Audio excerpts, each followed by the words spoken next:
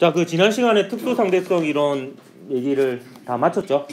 예, 뭐 시간 팽창, 길이 수축, 질량 에너지 등가 원리 뭐 이런 거 했었고요.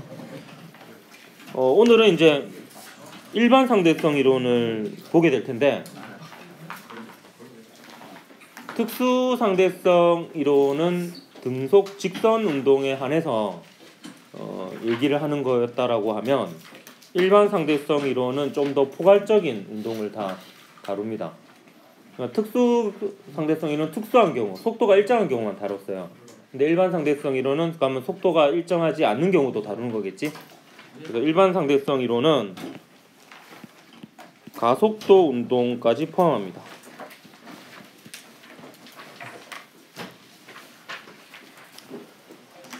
그래서 어렵습니다. 그래서 아인슈타인조차도 특수 상대성 이론을 내고 난 이후에 일반 상대성 이론을 내기까지가 많은 세월이 걸렸고요. 아인슈타인이 그 수학을 잘 했거든요. 여러분 좀 오해하고 있는 부분이 있던데, 아인슈타인이 원래 공부를 못했다라고 하지만 공부 잘했습니다. 수학하고 과학은 잘했고 많이 잘했어요. 많이 잘했고, 수학은 뭐 비범할 정도로 잘 했는데, 근데 일반 상대성 이론에 쓰이는 수학이 워낙 어렵다 보니까 수학을 좀 더 비범하게 잘하는 친구의 도움을 좀 받은 건 있어요. 하지만 그거를 이제 그 아인슈타인이 잘 소화해가지고 이론을 만든 거죠. 중력 이론을. 그래서 일반 상대성 이론을 얘기하기 전에 그 쌍둥이 역설 있죠. 쌍둥이 역설. 그 쌍둥이 역설에 대한 얘기를 잠깐 언급하고 시작하도록 할게요. 철수를 태울게요. 주로 철수가 타니까. 철수와 영희가 있습니다. 이란성 쌍둥이고요. 철수가 우주선을 타고 가요. 우주 밖으로. 그러면 지구에 있는 영희가 봤을 때는 철수가 움직이니까 철수의 시간이 느리게 가겠죠. 근데 철수의 입장에서는 지구가 움직이는 거죠. 그렇기 때문에 지구의 시간이 더 느리게 갑니다. 이게 쌍둥이 역설이에요. 누구의 말이 옳으냐? 누구의 말이 옳으냐가 이제 쌍둥이 역설입니다. 둘 다 옳다고 하니까, 둘 다 옳으면은 잘못된 거 아니냐 이거거든요. 근데 이 시간 지연 효과, 시간의 늘어남은 특수 상대성 이론에서 얘기하는 거거든요. 특수 상대성 이론에서 움직이는 물체의 시간이 느리게 간다는 거잖아요. 근데 누가 옳은지를 진위를 판단을 하려면 철수와 영희가 만나야 됩니다. 근데 철수가 등속 직선 운동을 하면 영희하고 만날 수가 없습니다. 그렇기 때문에 만날 수가 없다면 서로가 서로의 시간이 느리게 가는 게 전혀 문제가 안 돼요. 이게 좀 이상하지만 맞는 말이에요. 만나지 않는다면 어차피 비교할 수도 없어요. 근데 만나려면 철수하고 영희 중 누군가는 속도를 바꾸어서 다시 되돌아가야 됩니다. 근데 지구를 되돌릴 수는 없잖아요.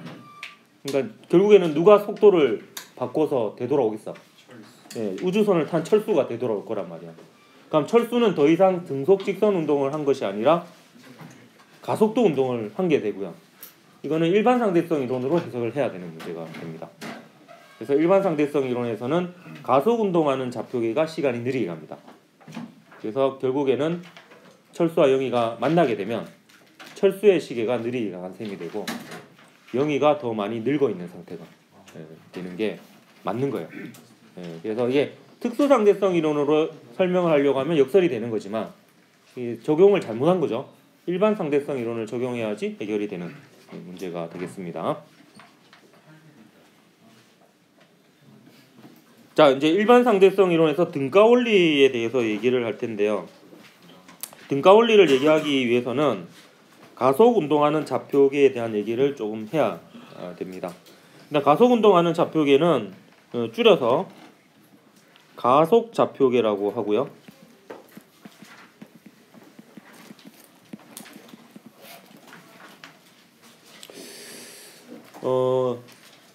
가속 운동을 하지 않고 등속도 운동을 하는 좌표계를 속도가 일정한 좌표계를 관성계라고 하거든요.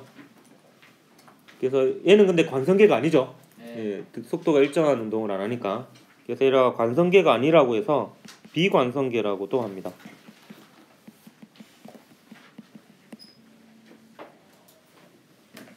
일반 상대성 이론은 일단 그 가속 좌표계까지 다루기 때문에 이 가속 좌표계에 대한 얘기를 시작한 거고요. 근데 이 가속 좌표계에는요 좀 특별한 힘이 있습니다. 그 가속 좌표계 내에서 물체가 관성에 의해서 가상적으로 느끼게 되는 힘이 있습니다. 이게 관성에 의한 힘이라고 해서 얘를 관성력이라고 하는데요.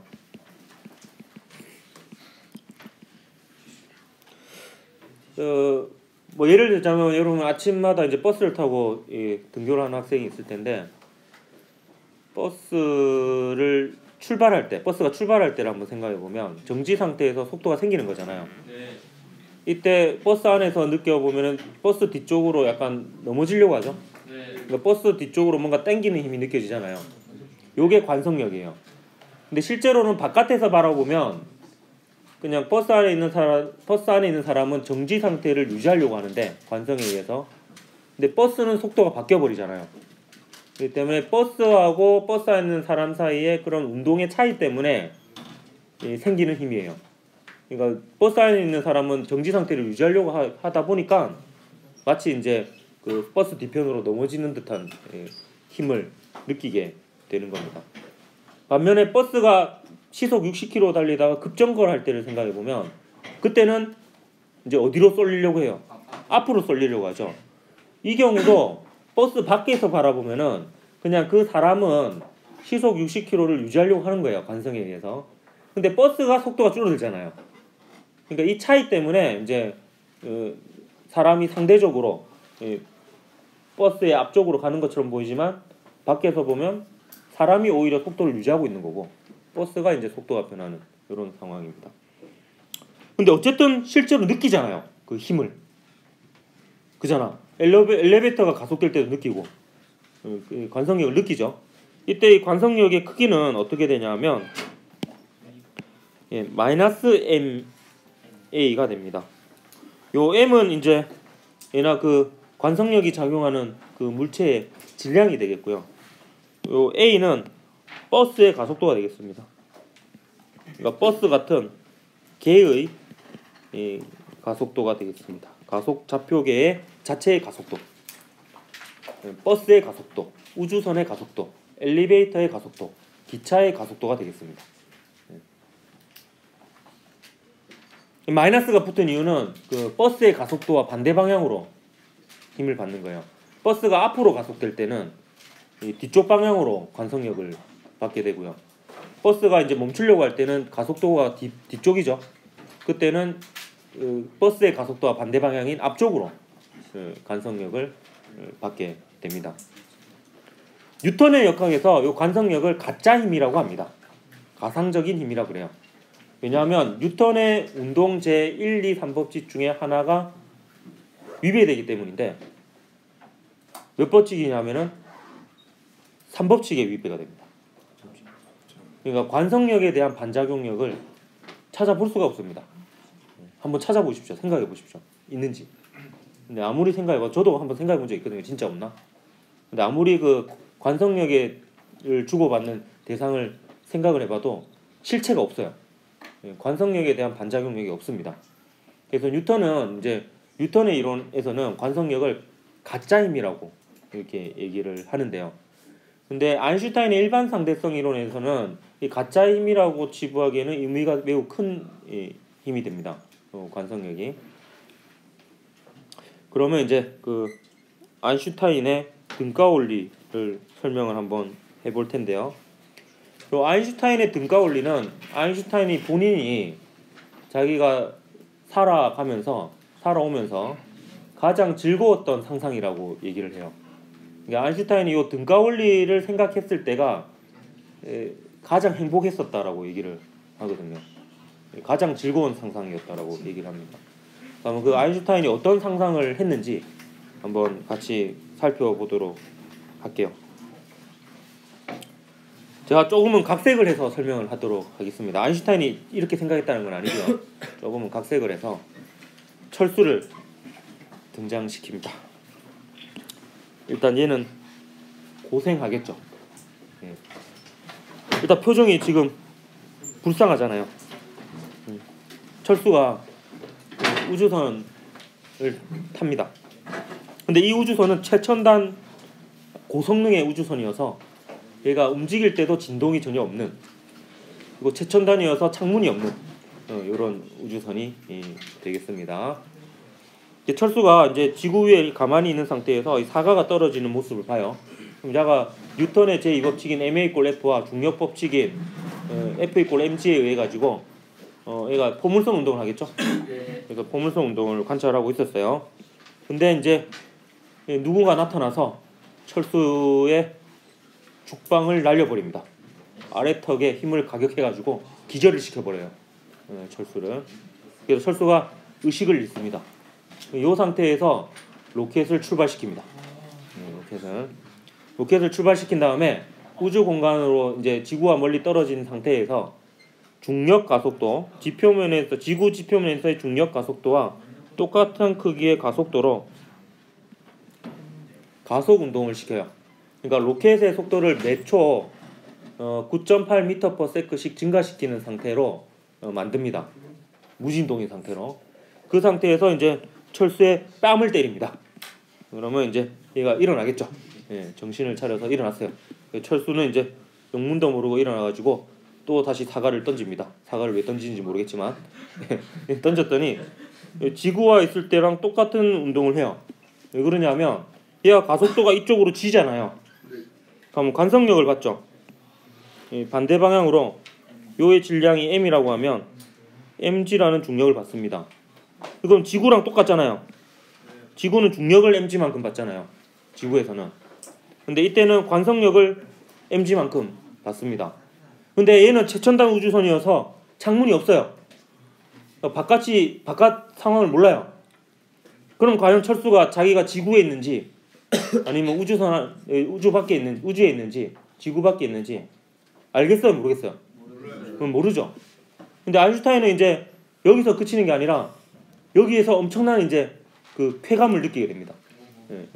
철수를 때려서 쾌감을 느낀 게 아니고 여기에 이제 굉장히 기쁨을 알매의 기쁨을, 깨달음의 기쁨을 얻게 된 게, 이거는 이제 아인슈타인은 정말 과감했어요.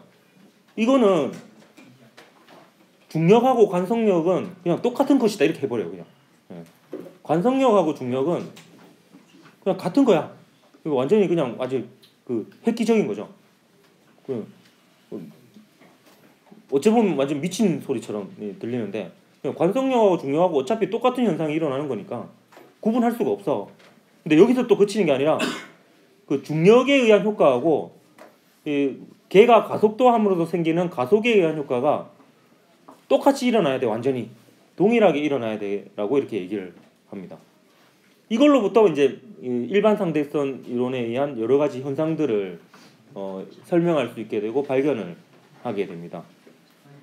빛의 휘어짐 현상도 이걸로 설명을 해요. 그래서 이제 중력에 의한 효과하고 가속에 의한 효과, 그러니까 중력과 관성력을 구분할 수 없다라는 게 아인슈타인이 했던 가장 행복한 상상이 되겠습니다. 이해가 잘 안 됩니까? 네. 왜 이런 상상을 하면서 쾌감을 느꼈는지. 사람이 느낄 수 있는 가장 상위의 쾌감이 지적 쾌감이라 그러거든요. 아무나 느낄 수 없다 그러죠. 좀 이런 거를 이제 발견하면서 느끼는. 근데 요게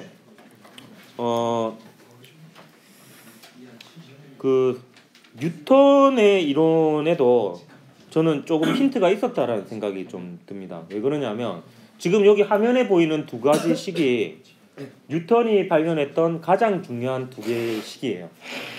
요 위의 식이 무슨 식이에요? F=ma. 예, 가속도의 법칙, 뉴턴의 운동 제2법칙이죠. 네. 밑에 있는 법칙은 만유인력. 예, 만류인력의 법칙, 중력 법칙입니다. 근데 여기에는 질량이 등장하는데 사실 이 질량의 종류가 달라요. 요 질량은요, 관성의 크기를 나타내는 양입니다. 그러니까 얘가 크면 클수록 자신의 운동 상태를 유지하려고 하는 성질이 크죠. 그래서 요 질량을 관성 질량이라고 해요.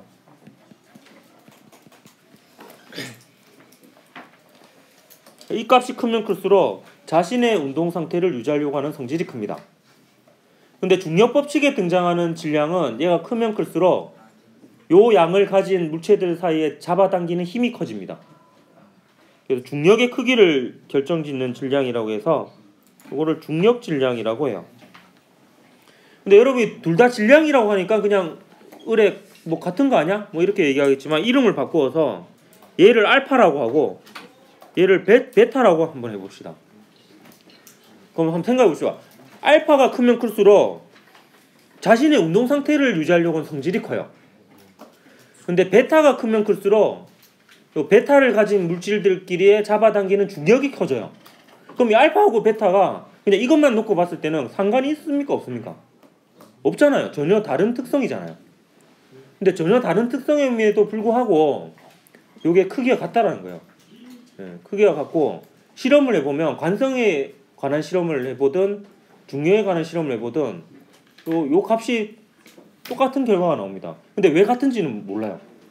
왜 같은지 모르고 그냥 실험을 해보면 같아요. 근데 아인슈타인에 의하면 이게 같을 수밖에 없어요. 왜냐면 관성력 F = -ma에 나오는 그 m이 관성 질량이거든요. 관성에 의한 힘이니까. 근데 아인슈타인은 그걸 구분 안 하잖아요, 그냥. 예, 관성력하고 중력이 그냥 같다라고 해버리잖아요. 그러면 질량도 같아야 되는 거죠. 관성 질량, 중력 질량이. 그래서 아인슈타인이 모르긴 몰라도 이제 뉴턴의 이론에서도 조금 이런 느낌을 가지지 않았을까라고 이제 생각을 해 봅니다.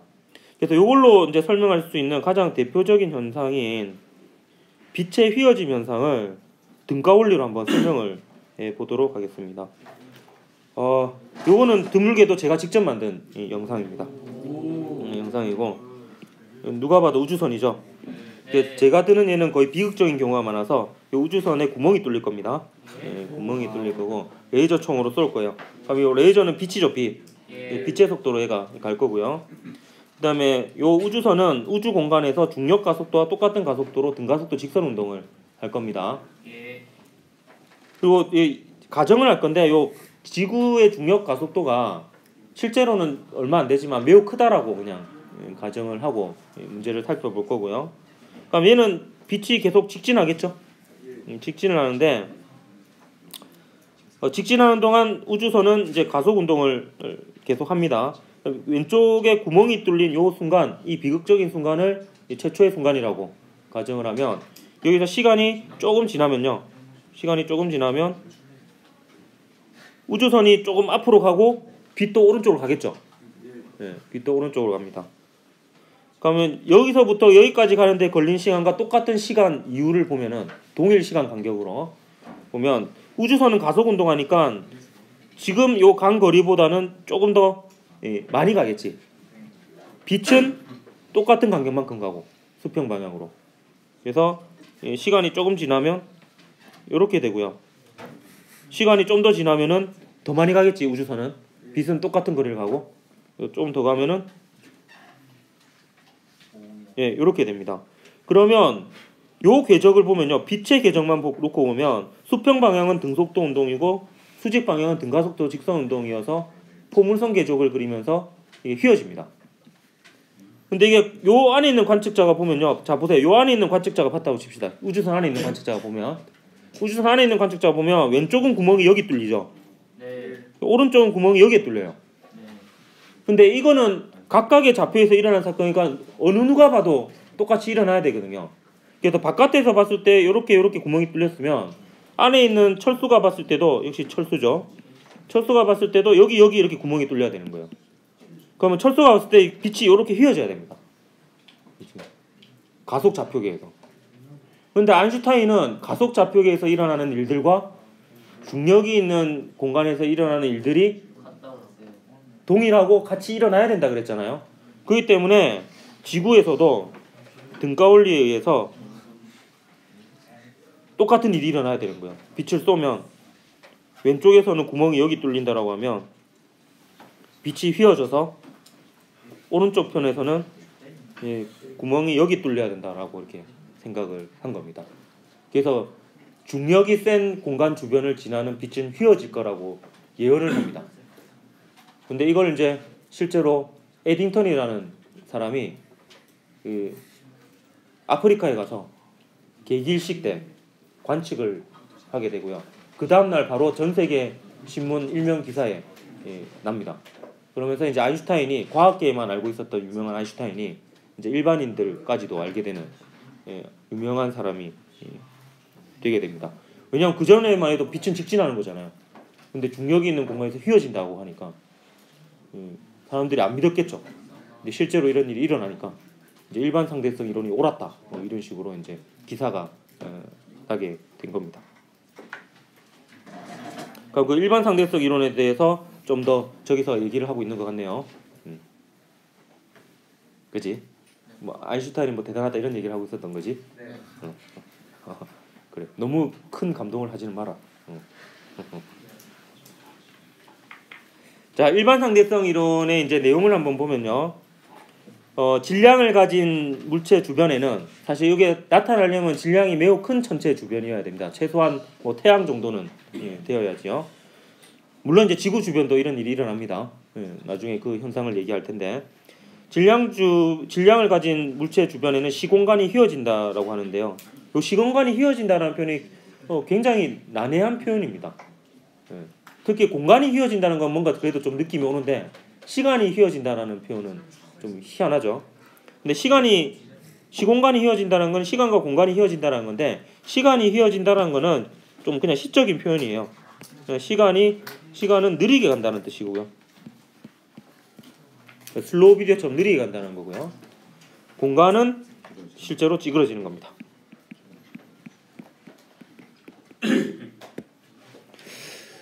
근데 공간이 찌그러진다라는 표현이요. 사실 이게 상상하기 어려운 게 뭐냐면 여러분 X축에 수직한 게 Y축이잖아요. 근데 X축에도 수직하고 Y축에도 수직한 축이 Z축입니다. 이러면 3차원 공간이에요. 근데 이게 휘어지는 방향이 뭐냐면은 실제로 휘어지는 방향은 4차원 공간 방향으로 휘어진다 그러거든요. 근데 4차원은 뭐냐면 X축에도 수직하고 Y축에도 수직하고 Z축에도 수직한 방향인데 상상이 갑니까? 아니요. 없는 것 같죠? 왜냐면 우리는 3차원 공간에 갇혀서 살기 때문에 4차원 공간을 모릅니다. 그래서 4차원 방향으로 휘어진 건 상상이 안 되니까 우주를 전부 다 한 차원씩 낮춰서 생각을 합니다. 그러니까 우주가 2차원이라 생각하고 2차원 평면이라 생각하고 그럼 질량을 가진 천체에 의해서 공간이 휘어지면 Z축으로 휘어지면 되잖아요. 그렇게 한 차원씩 낮춰서 생각을 합니다. 가끔 예술가 중에는 이 4차원 공간이 보인다라는 사람이 있대요. 그래서 그걸 막 예술 작품으로 표현하고 뭐 그런다 그러는데 피카소 같은 사람일라나?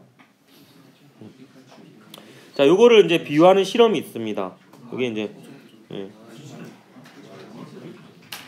요게 이제 우주를 나타내는 거고요. 파란색이. 요게 이제 천체를 나타내는 거예요. 천체 주변에 이제 이게 공간이 휘는 거고요. 또 다른 천체를 놓으면 이게 중력이에요. 이렇게 되는 거고 서로 잡아당기게 되죠. 그러니까 아인슈타인은 질량을 가진 물체가 잡아당긴다기보다는 질량이 가진 물체가 주변의 공간을 휘게 하고 거기에 또 다른 질량을 가진 물체를 놓으면 그 휘어진 공간을 따라가는 거다 이렇게 얘기를 해요. 요게 태양입니다. 질량이 크니까 더 많이 휘어지죠. 태양이고 요게 행성이에요. 행성 이렇게 비슷하게 놓으면 요게 타원 궤도를 따라 이렇게 돌게 됩니다. 근데 마찰이 실제로는 지금 있기 때문에 계속 못 도는 거죠. 마찰이 없으면은 이게 타원을 이루면서 계속 돕니다. 아인슈타인은 이렇게 생각을 한 거예요. 중력을. 중력을 힘이라고 본다기보다는 이렇게 공간의 휘어짐에 의한 현상으로 여기에 생각을 한 겁니다. 요걸 나타내는 이제 또 다른 영상, 이거는 이제 그래픽으로 나타내는 영상인데요. 우주가 원래 3차원 공간인데 생각을 쉽게 하기 위해서 2차원으로 낮춥니다. 예, 2차원으로 낮추고 그럼 태양이 이제 중력에 의해서 태양 주변의 공간이 휘어지고 또 지구 주변의 공간도 휘어지고요. 다른 그 지구가 만드는 휘어진 공간을 따라 공전을 하는 거고 이런 식으로 이제 아인슈타인은 이렇게 생각을 한 거죠. 예, 중력을.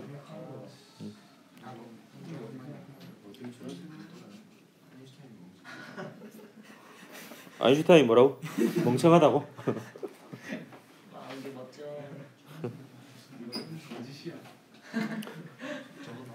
저는 그 물리를 좋아하게 된 게 물리하는 사람들이 제일 멋있어 보여가지고 왜 어렸을 때는 멋진 사람이 되고 싶잖아.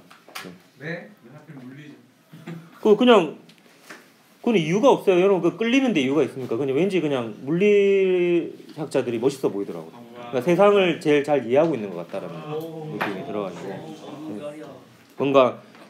뭔가 진리에 제일 가까이 있는 사람이 아닌가 싶어가지고 되게 멋있어서 공부를 하게 된 것 같아요. 지금은 어때요? 예? 지금은 이제 물리는 좋은데 제가 고등학교 때도 저만 물리를 좋아했다는 사실을 까먹었었던 것 같아요. 가르치는 데는 굉장한 이게 힘든 힘겨움을 겪고 있습니다. 이게 애들은 물리를 좋아하지 않았지라는 걸 생각을 못했어요. 예. 자기 중심적 사고에 빠져가지고 다 좋아하겠지라고 생각을 은연중에 했던 것 같아요. 예, 잘못된 생각이었지. 선생님, 응. 인터스텔라 보셨나요? 인터스텔라 봤습니다. 좀 있으면 그 영상도 잘 만든 거예요. 예, 뭐 굉장히 잘 만든. 특히 저는 제일 인상 깊었던 게 워몰이에요. 워몰. 워몰이 구형의 구멍이죠. 왜냐하면 그 4차원의 구멍이니까 구형이 맞아요. 예. 그래서 이제 3차원 구멍은 이게 그냥 2차원처럼 원면이 되잖아요. 4차원 구멍은 이제 한 차원 더 높아야 되는 거죠. 그게 저는 제일 인상 깊었던 게 워몰이 구형으로 표현된 게 되게 제일 가장 인상 깊었어요. 자, 그 일반 상대성 이론 현상 중에 수성의 세차 운동은 뭐냐면 수성의 공전 궤도면이 요렇게 돌다가 요렇게 돌다가 뭐 요렇게 돌다가 요렇게 막 기울어져요.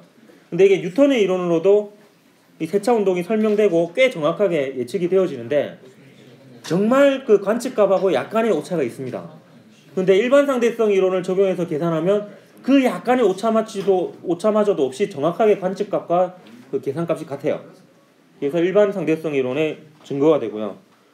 그 다음에 중력파, 이게 언제 발견됐더라? 최근인데요. 2016년인가? 네, 발견이 돼가지고 네.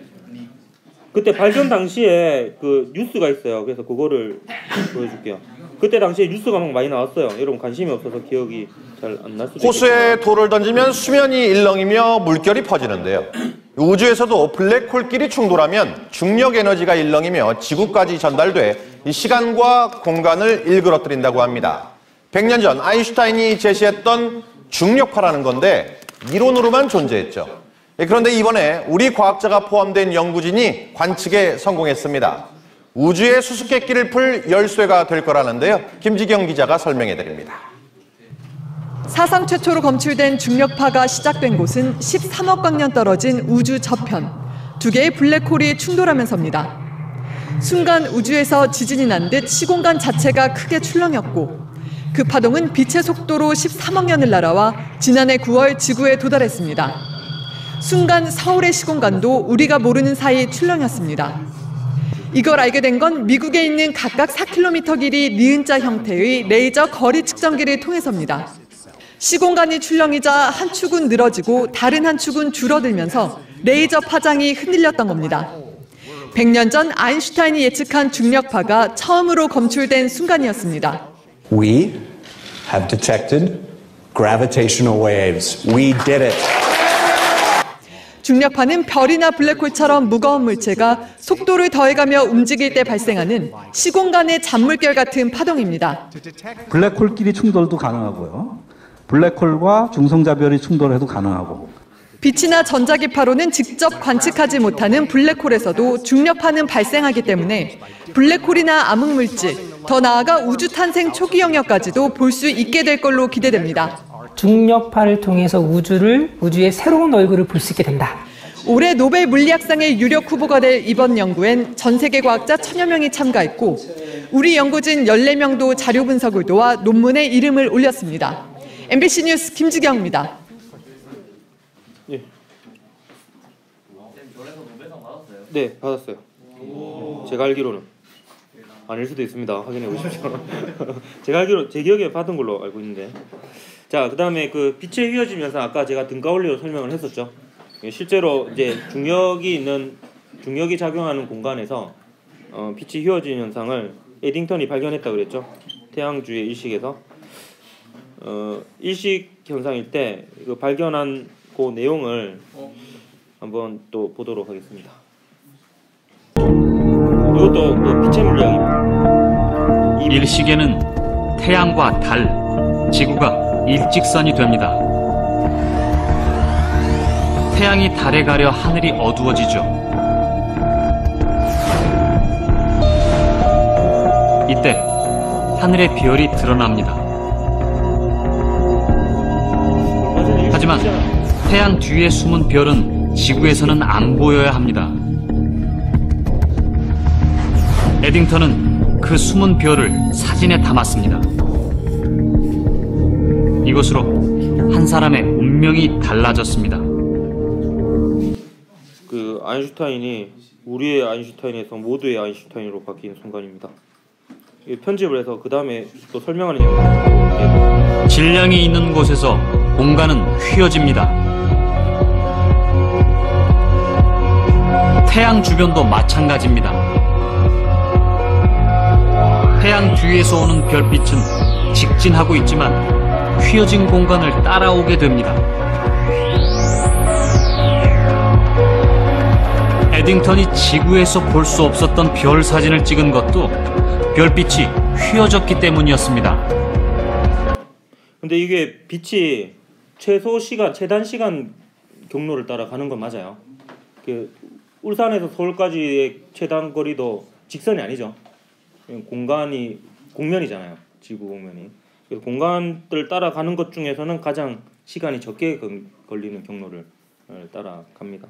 그런데 여기서 보면 이제 원래는 빛이 직진만 한다면은 태양에 가려서 안 보이는 거죠.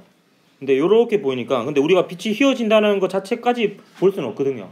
그러니까 우리가 보기에는 이 별이 여기에 있는 것처럼 보이게 됩니다. 그러니까 이게 겉보기 위치가 되는 거고요. 이게 이제 실제 위치가 되는 거죠. 그래서 이제 원래 여기 있어야 된다는 거를 우리가 알고 있잖아요, 미리. 근데 일식 때 보니까 요 태양 가장자리에 아슬아슬하게 있는 녀석이 실제로 보인 거예요. 그래서 이게 진짜 빛이 휘어진다. 이렇게 증명이 된 최초의 사건이 되겠습니다. 근데 에딩턴이 약간 그 아인슈타인 약간 요새 말로 뭐 빠라고 합니까? 약간 아인슈타인의 추종자여가지고 실제로는 뭐 약간 뭔가를 좀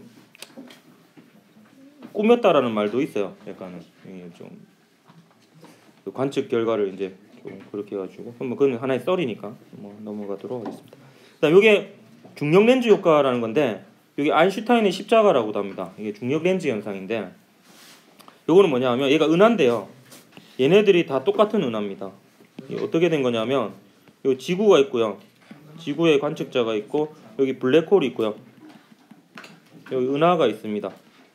은하가 이렇게 있으면 은하에서 온 빛이 요 블랙홀이 만든 휘어진 공간을 따라서 요렇게 오는 거죠. 이렇게. 그러면 이제 요쪽에서도 보이고 요쪽에서도 보이고 요쪽에서 보이고 요쪽에서도 보이고 이렇게 돼서 요게 스펙트럼을 분석하면 동일한 은하라는 것을 알 수 있습니다. 여기 허블 우주망원경으로 굉장히 많은 중력 렌즈 효과 사진이 찍혔습니다. 그래서 구글에 그 중력 렌즈라고 검색을 해보면 그 사진이 엄청 많이 나와요. 그리고 요게 렌즈라고 표현하는 이유는 렌즈를 지난 빛이 원래 휘잖아요. 근데 그거는 다른 이유 때문에 휘는 거죠. 그 굴절률의 차이 때문에 휘는 거고.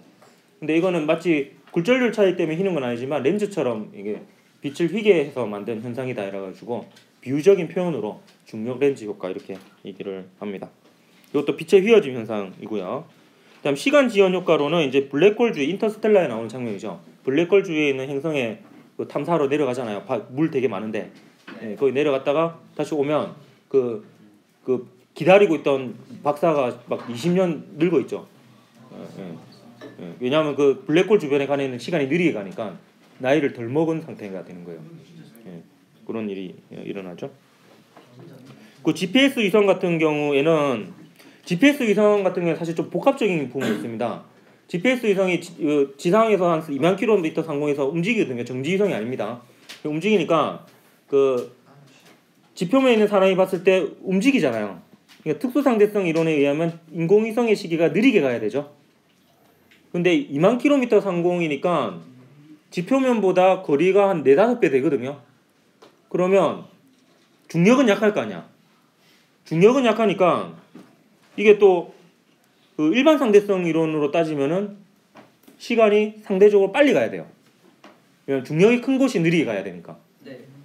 근데 이게 두 개의 조건이 다 이제 적용이 되어서 실질적으로는 그 일반 상대론적 효과가 더 커서 인공위성의 시계가 상대적으로 좀 더 빨리 갑니다. 근데 이게 이제 보정을 안 해주면 그 내비게이션 같은 경우는 워낙 정밀하기 때문에 빛의 속도가 워낙 빠르잖아요. 그렇기 때문에 보정을 안 해주면은 막 수킬로미터까지 오차가 생긴다 하더라고요.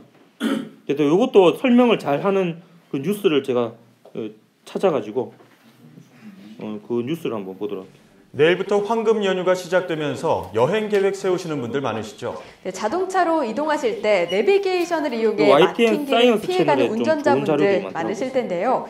이게요, GPS 위성을 통한 정확한 길찾기에 아인슈타인의 상대성 이론이 응용되고 있다고 합니다. 이성규 기자가 취재했습니다. 외계행성을 탐험하고 지구에 돌아오자 지구는 이미 수십 년이 지난 미래. 영화 속 이 같은 시간 차이는 지구와 외계행성의 중력 차이 때문입니다. 아인슈타인의 일반 상대성 이론에 따르면 중력의 세기에 따라 시간이 다르게 흐릅니다. 중력에서는 물체가 놓여지면 그 주변에 공간이 휘어진다는 것은 잘 알고 이 표현이 너무 있는데 좋아요. 공간이 휘어지니까 두 지점 사이의 거리가 물체가 없을 때에 비해서 훨씬 길어집니다. 시간이 더 오래 걸리는 거죠. 중력이 쓸수록 시간이 느리고 상대적으로 중력이 약하면 시간이 빠르다는 건데 이는 인공위성에도 그대로 적용됩니다.